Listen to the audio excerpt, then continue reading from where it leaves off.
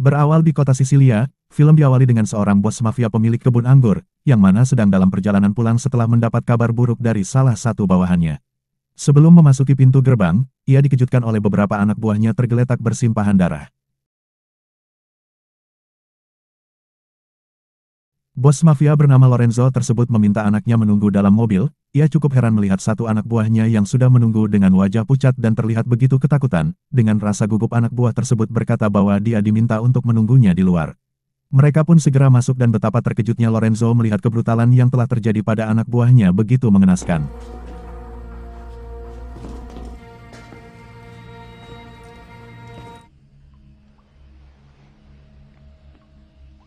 Setelah menyusuri sepanjang lorong yang dipenuhi dengan jasad anak buahnya, Lorenzo pun bertemu dengan pelaku pembantaian tersebut. Dia adalah Roberto.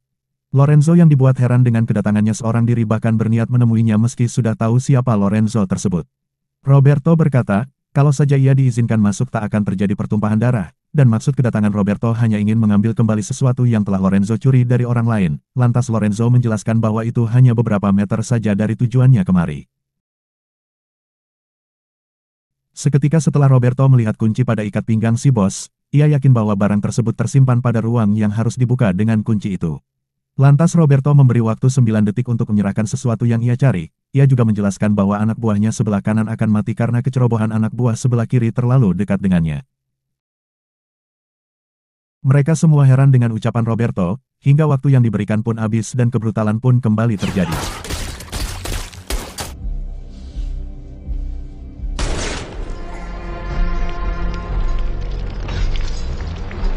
Roberto segera keluar dari sana setelah mendapatkan apa yang ia cari. Terlihat anak Lorenzo sedang menunggu ayahnya di sana. Lantas Roberto menodongkan pistol dan memintanya untuk tetap diam dalam mobil.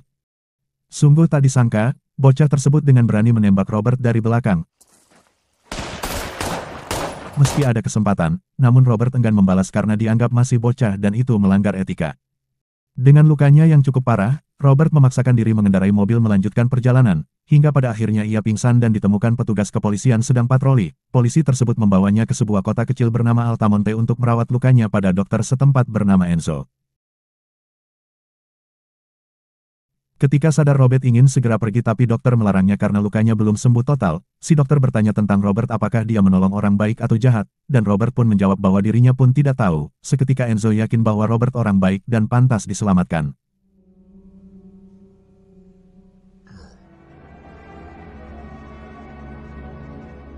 Setelah 3 hari dirawat di sana, kondisi Robert mulai membaik sehingga ia ingin meregangkan otot-ototnya yang kaku. Dengan jalan kaki ia pun mencari udara segar ke sebuah alun-alun yang ditunjukkan oleh si dokter itu.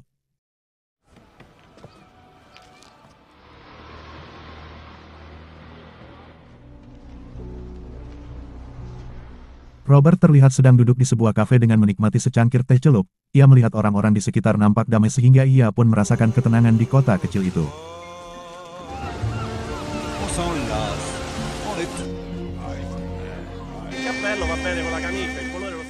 Tak lama datang seorang polisi yang menghampirinya. Ia merupakan polisi setempat yang menolong Robert tempo hari.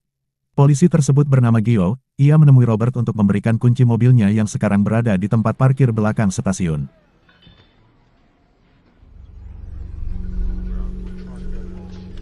Robert yang saat ini menghubungi salah satu agen CIA bernama Emma Collins. Ia memberitahu pada Emma bahwa ada sesuatu yang mencurigakan di tempat mafia yang Robert bunuh, sehingga Emma dan timnya diminta ke sana untuk melakukan penyelidikan.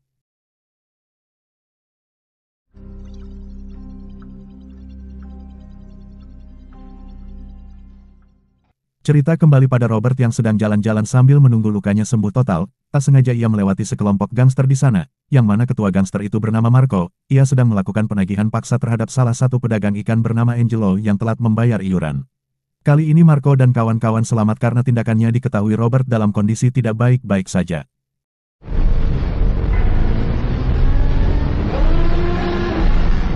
Cerita beralih pada kakak Marco yang bernama Vincent yang merupakan bos mafia di sana. Yang mana saat ini ia sedang melakukan penjarahan dengan cara meminta pada warga setempat untuk menjual paksa tempat tinggalnya, bahkan dengan cara anarkis jika ada warga yang menolak. Semua itu dilakukan karena Vincent ingin membangun kota kecil itu sebuah resort mewah, kafe, kasino termasuk prostitusi dan tempat hiburan mewah untuk wisatawan mancanegara.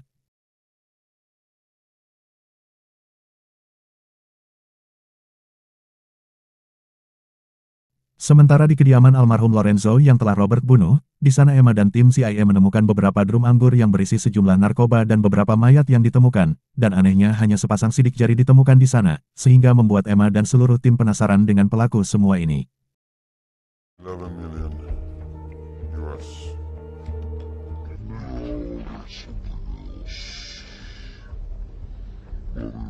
Beberapa hari kemudian saat Robert telah sembuh total dan berniat ingin pergi dari sana, Robert bertanya pada dokter kenapa ia tak melaporkannya pada polisi atau membawanya ke rumah sakit.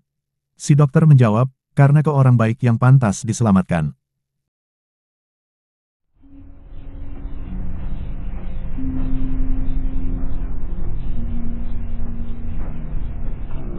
Saat akan pergi Robert terkejut melihat warga yang ramai memadamkan kebakaran, dan ternyata rumah tersebut milik Angelo pedagang ikan tempo hari. Ia tampak histeris karena anak dan istrinya masih berada dalam rumah tersebut.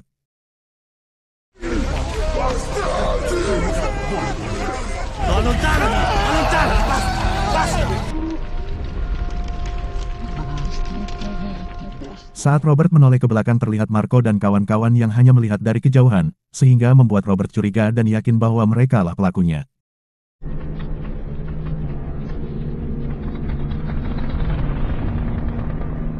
Scene berpindah di kantor polisi tepatnya Gio yang sedang memeriksa rekaman CCTV tempat terjadinya kebakaran. Terlihat pelaku menggunakan mobil van warna gelap yang tak diketahui plat nomornya. Gio pun menghubungi seseorang untuk mencari info tentang mobil tersebut. Kembali lagi pada Roberto yang mana saat ini ia sedang menikmati teh di kafe sebelumnya. Ada Emma di sana yang ternyata telah melacak Robert melalui ponsel yang pernah digunakan. Ia secara diam-diam mengambil gambar Robert. Oh ternyata Robert lebih dulu menyadari dan berkata pada Emma bahwa jika ingin mengambil gambarnya maka dia akan berbalik dan tersenyum padanya.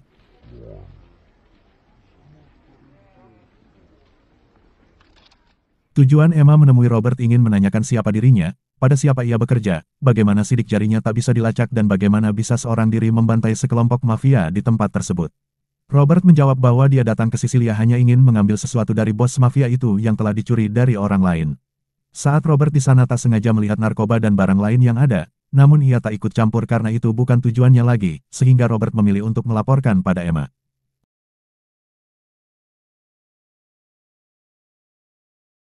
Di sisi lain yang kini Gio mendapati istri dan anaknya telah dianiaya dalam rumahnya sendiri oleh Marco dan kawan-kawan, ia juga mengancam akan membunuh putri Gio. Hal ini ia lakukan karena Marco tidak ingin aksi kejahatannya membakar rumah tempo hari terungkap.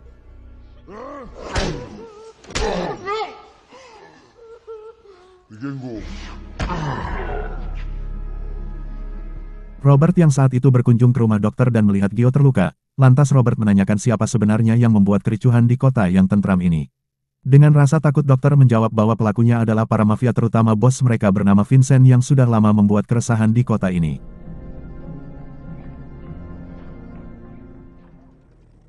Saat malam hari ketika Gio dan keluarganya makan malam di sebuah restoran, tiba-tiba dihampiri Marco dan kawan-kawan. Ia ingin memastikan bahwa kasusnya kemarin sudah ditutup. Dia memberi ancaman dan mengintimidasi pada Gio.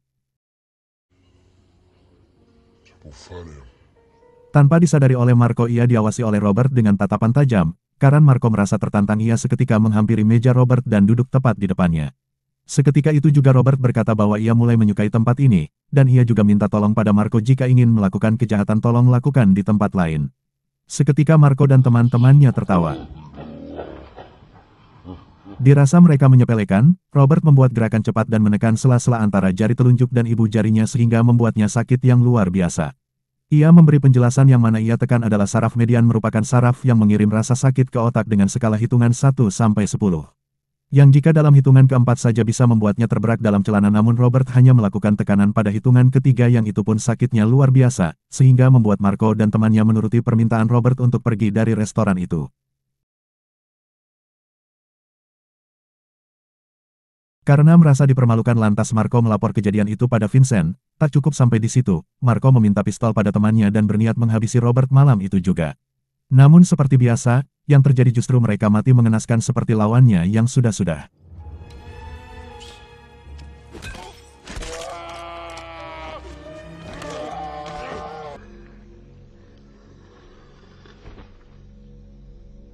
Cerita beralih pada Emma yang sedang menemui kepala kepolisian bernama Barella. Emma memberikan sejumlah data narapidana dan ingin menginterogasi beberapa narapidana yang dicurigai adanya keterkaitan dengan kasus yang sedang ia tangani. Namun kepala kepolisian tersebut melarang menginterogasi salah satu dari napi tersebut, yang nampaknya kepala kepolisian itu sangat mengenali napi yang ia maksud. Namun justru itu membuat Emma penasaran dan sangat ingin menginterogasinya. Berdasarkan laporan dari napi yang diinterogasi, Emma dan tim CIA berhasil melakukan penyergapan pada salah satu mafia yang ia buru.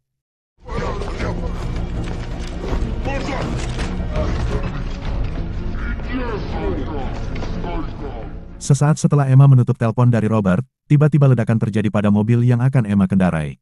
Beruntung Emma masih selamat dan hanya mengalami luka sehingga ia harus istirahat untuk sementara waktu.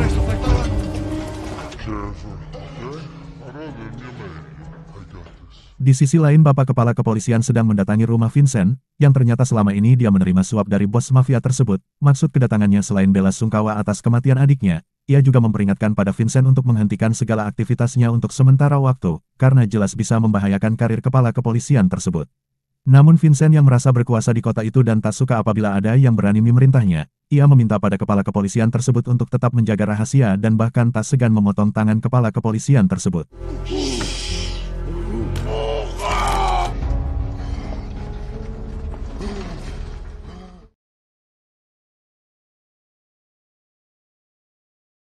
Pada suatu malam Vincent dan anggotanya mendatangi sebuah tempat untuk mencari pelaku pembunuhan adiknya. Di sana Vincent menyandra Gio dan menembak tepat di samping telinganya dengan disaksikan seluruh warga di sana.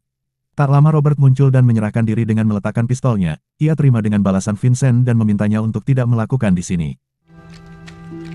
God is my witness. Say, your choice. Sesaat sebelum Vincent menembaknya, terdengar suara tembakan oleh si dokter, dan bersamaan dengan itu semua warga merekam kejadian tersebut. Alhasil Vincent pergi dan membatalkan niatnya karena takut kejadian itu akan disebarluaskan, dan Vincent mengancam Robert akan membuat perhitungan di lain waktu. Enjoy it, American.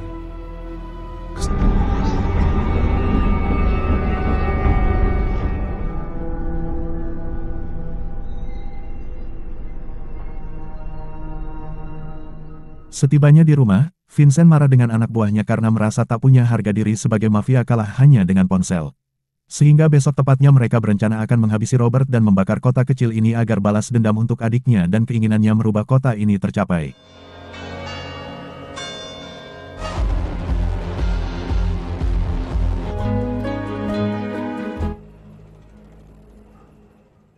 Namun tanpa diprediksi oleh Vincent, saat larut malam tiba ketika ia tidur dan anak buahnya berjaga selama 24 jam, Robert datang dengan senyap dan menghabisi anak buah Vincent satu persatu secara brutal.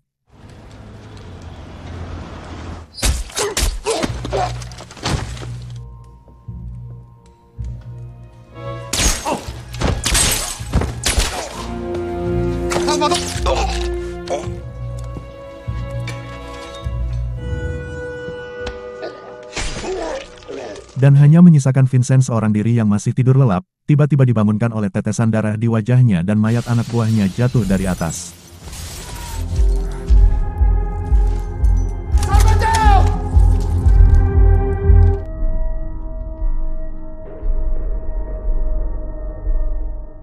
Vincent berteriak memanggil anak buahnya namun tak satu pun menjawab.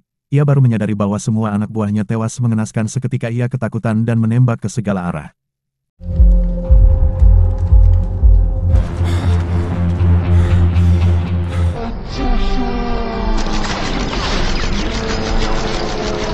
Dan setelah itu Robert dengan cepat membuatnya pingsan, ketika sadar Vincent dalam keadaan terikat dan mulut berbusa yang mana Robert telah memasukkan narkoba secara paksa ke dalam tubuhnya yang mengakibatkan overdosis.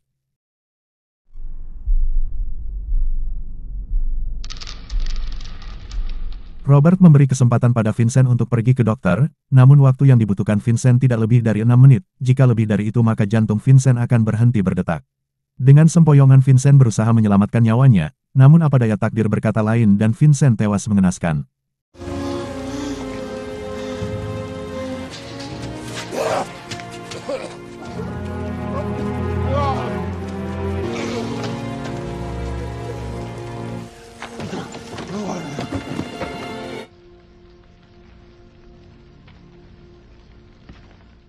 Beberapa hari kemudian Roberto menjenguk Emma di rumah sakit. Ia menitipkan sejumlah uang untuk diserahkan pada seorang kakek pensiunan pekerja bangunan, yang mana telah kehilangan dana pensiunnya tepatnya 9 bulan lalu setelah lembaga serikat pensiunannya diretas oleh oknum tak bertanggung jawab.